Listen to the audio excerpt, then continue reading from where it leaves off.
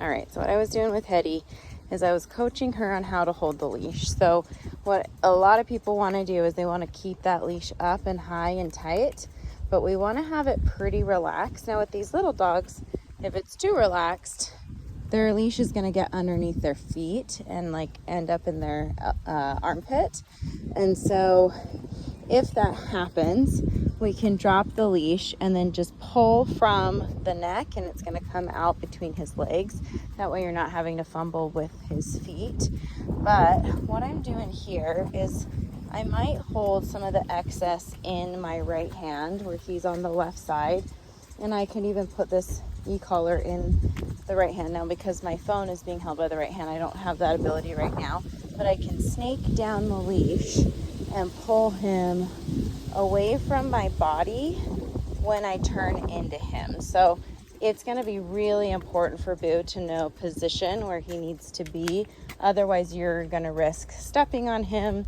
You know, you're going to fall, he's going to get hurt. So that's going to be really important. When I walk with him, he needs to know positionally I'm not keeping him tight on that leash.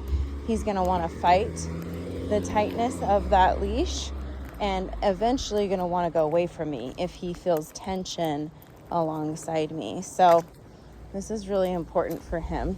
Now, periodically, I don't have a ton of distractions right now, but periodically along my walk, we might encounter some distractions. He still needs to maintain this heel position. And then sometimes I might ask him to lay down and just relax. So we're going to plop him off into more of this shady spot. Boo, down. Good boy. And this now is implied that he needs to continue this behavior no matter what's going on. So it could be another dog, it could be a person, it could be a leaf blowing in the wind, it could be a loud noise, all these things, whatever the case may be. Now I'm working on some impulse control.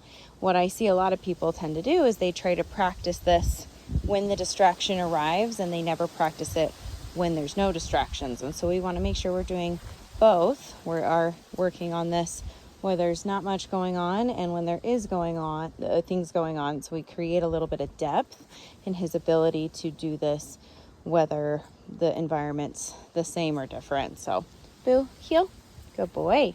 And then we just carry on. So my leash on this right side, same hand as my phone, is holding the excess, keeping it fairly up, heel.